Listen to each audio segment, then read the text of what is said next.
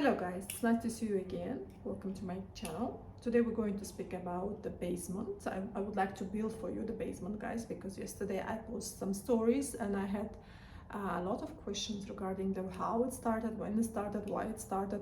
I'm talking about the civilizations, how it started, how we began becoming so civilized and clever and so on. So we're not going to talk about the Paleolith, Neolith, Stone Age, Bronze Age, whatever.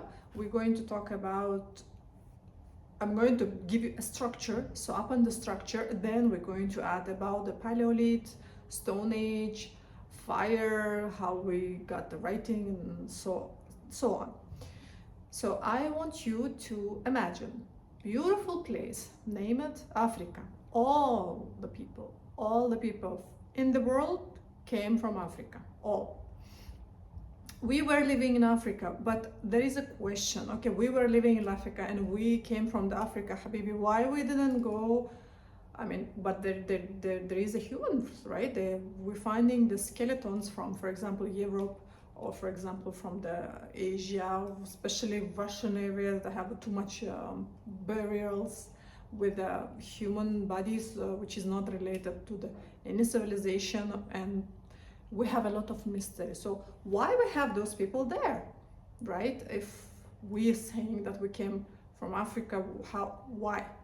There is a big question behind that. So the answer for this question, we were living in Africa, but we were cut from other places, from other lands, from the Asia, from the Europe, from the North and South America, or Australia even. We were cut because of the ice.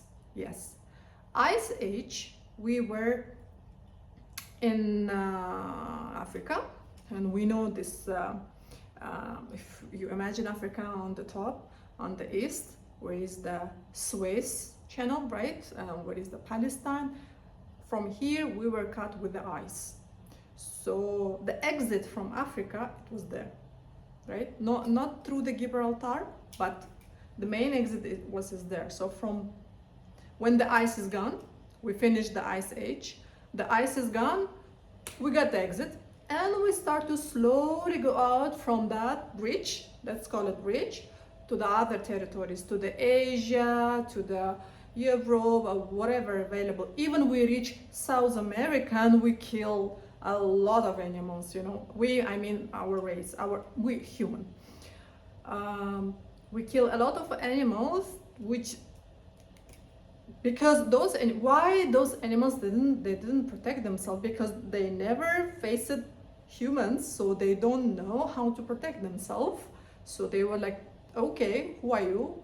And like, I'm a human, like I'm here to eat you, so I'm going to kill you, right? So those animals, they didn't develop instinct to protect themselves from the human, because they never see before those creatures, right? And we're human, we are smart, we took this opportunity. Oh, there is some sort of sloth. There was a giant sloth living in North America, just laying there and doing nothing. Why not? I don't eat it, right? So I just kill it and I eat it.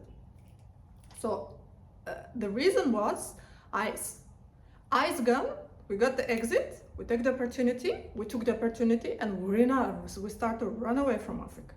We didn't just like this run away, of course, because migration of the other animals, which I think most probably gazelle and the deers, you know, antelopes, this is where our meat, what we used to eat, right? So they start to migrate to the grassland, because ice gone, the exit is open, humans are wondering, those animals passing there, where they're going, let me go after them, because I am a hunter-gatherer. I hunt and I gather the fruits. I didn't still sit in the city and civilize myself and I do crops and farming, all this stuff, not yet. So I just follow those animals, I follow the food, and I quit from the Africa, right? Some remain, for example, Asian Egyptians, Asian Libyans. We have a lot of tribes who remain there, and not even human, but the wild animals who adopt with us, who had the instinct to protect themselves from us, like elephants. Elephants also, they migrate from the Suez Channel, from the Egypt, Suez Channel, Palestine, then Syria, then Iraq, then the Iran, then Pakistan. They go to the India. Even in territory of Pakistan, we had elephants, right? Wild elephants. They reach even Southeast Asia, right? We have Siam, and Siam was known having elephants. So again, I'm going to repeat, the reason was ice. Ta-da! We quit Africa. We destroy and we kill, we extinct actually. We killed a lot of animals which couldn't protect themselves, and we discover wheat. Different, like in Middle East they discover wheat and barley, and China they discover rice, right? We start to become more settlers. We start to become farmers. We start to cancel that point that we, if there is an animal, we catch animal and we eat. If there is no animal, we stay hungry. No, Habibi, we don't want any more like that. We want to settle, and I want to have a food on my table every day. For that, I need to find a good place, good food, and I need to figure it out. So we start to think. The reason why the wild wheat, it's occur exactly on the exit, like exactly on the exit, and we settled there. So still animals migrating from the Africa, ready food. I'm just sitting, I'm just killing animal migrating. It's a very, very teeny tiny, it's not like a big place, right? You can catch the animal to kill and to eat it.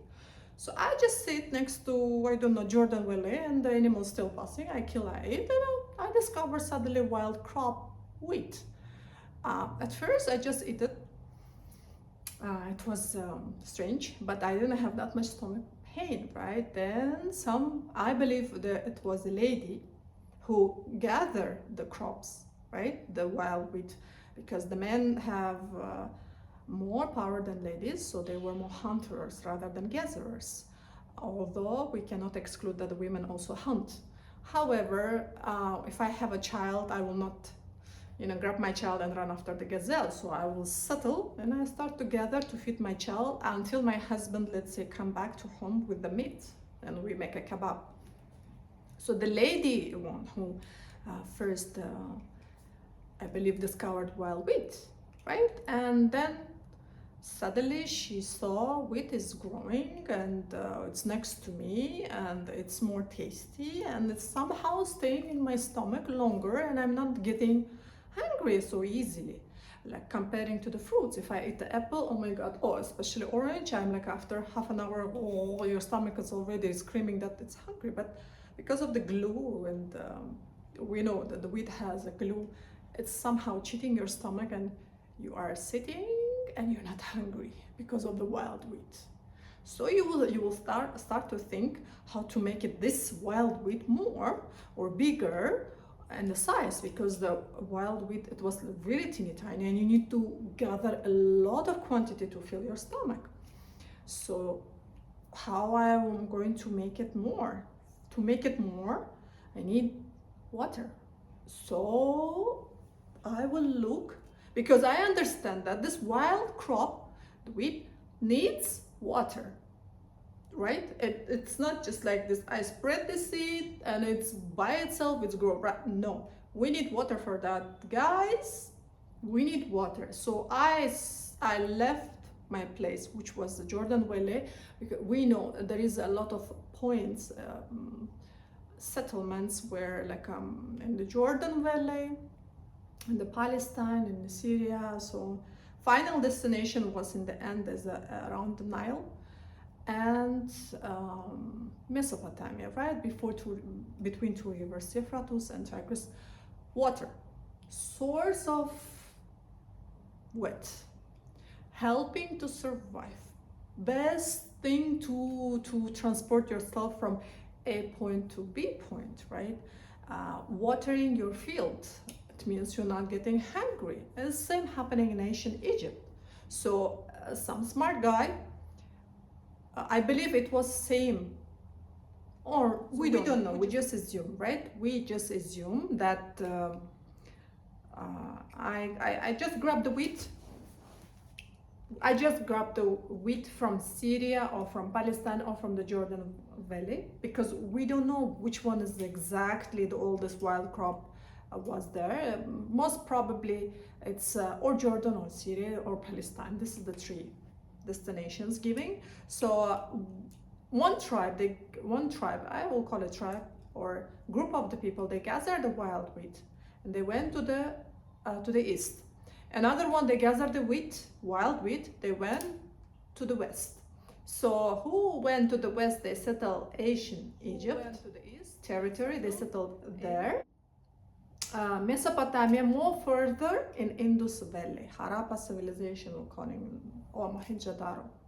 So, but who go further more, they went without crops, and the rice discovered there. Rice discovered in China, most probably even in Philippines, the wild rice, right? How it come to the China, why they domesticated, we don't know still. It's under the big questions. However, rice crops developed in China. This is how we taught, and it's written in the books. So let me fix this one. So we're going to sum up. I'm going to sum up what we have now. We were in Africa. It was an ice age. Ice gone. We opened the door. Animals start to leave the Africa. We follow from after them because it's a source of meat and source of energy or whatever. We also with the animals start to quit Africa. Then we settle around the Jordan Valley. Not necessary in that area. There is a spread around. Main important, the first settlement was in the Middle East. So we settled there, we discovered the wild crop, we decided to make it more, we go to the riversides, we start to look where a lot of water, so I will not go and grab the water to, to bring the water and water my fields and all this stuff. This is, let it be your basement, so you will understand the picture. Why we were in Africa, why we left Africa, why it's happened all these things. I hope you will get it. If you have any questions, please comment up on your comments, up on your questions. I'm going to explain you in an easier way without those numbers, without those terms, in my perfect English, so you will understand the picture, how it happened, why it happened, and so on. Thank you so much for being here. Thumbs up, like, and subscribe.